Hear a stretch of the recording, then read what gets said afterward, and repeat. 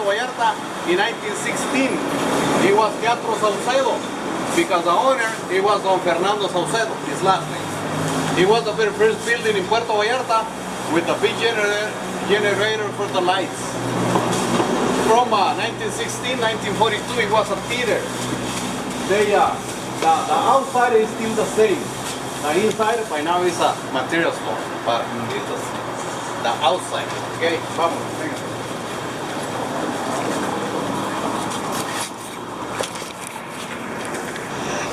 We're walking. I want to take a picture with that sign. Hopefully we stop.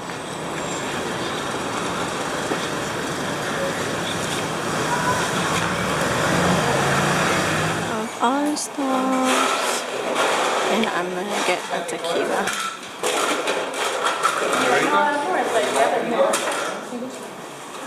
I'm 22.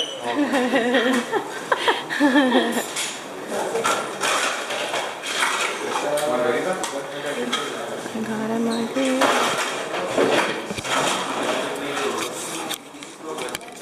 This is the tequila company that we're going to see.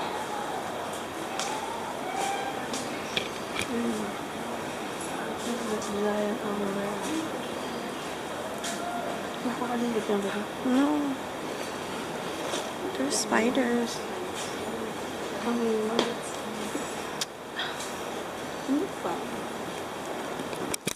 Welcome once again here to the Tequila House, El Bastón del Rey. Like you know, my name is Ramon. I'm going to show you guys the process that we use to produce the tequila that we have, that I'm going to give you a taste. Also, I'm going to show you the right way to drink tequila. So that means that once that we're done with this, you guys will be a professional drunks. See? No, I'm just kidding you. No guys, look, like you know, like he said, we're in Jalisco, right? Jalisco is the name of the state where we produce the tequila. Tequila is the same thing in the champagne. Champagne should be produced in French, used to be champagne. Tequila, same thing. The tequila should be produced in Jalisco, used to be tequila. That means that if the product says tequila and if it's not produced in Jalisco, and I will be tequila, will be another kind of drink. See? So listen, the blue agave plant is the plant that we use to produce tequila. We have 136 kinds of agaves in Jalisco. We use only 7 of those 136 kinds of agaves to produce liqueurs. The blue agave plant is the one that we use to produce tequila. Because they made, you know, on that time, the cooking process, at the end the agave, and that will be easy for the people to smash it, or that will be like, you know, on the point that we want. So what we do with the agave to cook it, we put the agave into the oven for 72 hours in slow cook. So that means that the agave is going to be smooth, and also the sugars and the nectars, it will be on the point that we want, because we have to smash the agave. Once that we cook the agave, we have to take the agave out of the oven and put the agave in here to smash it. So once that we smash the agave, it will be easy for us to extract all the nectars and sugars out of it. See? So what we do, once that we cook the agave, we put the agave in here. See?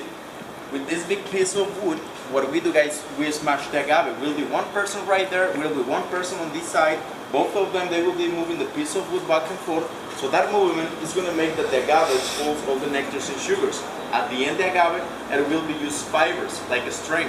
So that product, we separate the juice out of the strings, out of the fibers, because we want the juice to make the fermentation process. What we have right there, we have 2 containers to make the fermentation process. What we do in the fermentation process, we have to separate sugars out of the nectars. See? What we do with the sugars are the ones that we use to produce agave syrup on the top. So what we do in the fermentation process, we separate nectars out of the sugars. That means that the nectar that is on the top is the one that we use to produce tequila. See? And the sugars, which is on the bottom, are the ones that we use to produce the syrup. See? So look, to produce the tequila, we have to separate the nectars out of the sugars and put the nectar into the alambique. See? Right in here in the alambique is where the magic happens. Is where we have to pay attention to make a real good tequila. See? So that means that if we take the nectar out of the fermentation process and we put it into the alambique, what we have to do in here, we have to evaporate the gases. Those gases that are good for the cars and not for our system, like methanol and all those gases. And also, if we don't evaporate those gases in the way they should be, at the end, once that you guys drink the tequila, you guys will feel like it burns into your throat, and also the next morning it's going to make you feel the big hangover that will be almost killing you. See? So that means that the people that make the distill process, they don't make the distill process in the right way, and at the end they don't produce tequila. They produce tequila. The nectar inside, start the fire from the bottom.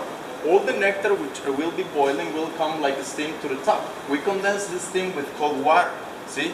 The steam that we condense will come like a liquid by this tube into a container. So we collect the product that we're distilling, and that product will be white tequila first distilled, which will have between 78 to 80% of alcohol. See? To that product is still like 40 to 50% of the gases that are into the nectar.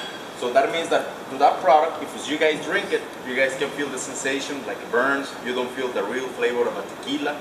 And also, you know, to that product is the one that the big companies they use to make their own products, because they want to make quantities. They don't want to make quality tequila. That means that to the white tequila first distilled that we have, we will put it back into the alambique, and we will make another distilled process again.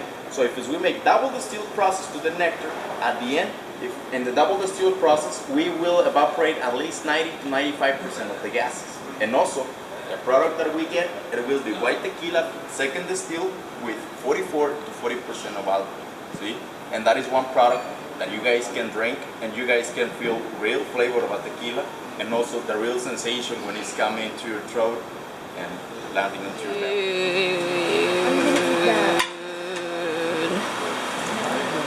I like the fish. See? Ooh, that one was nice.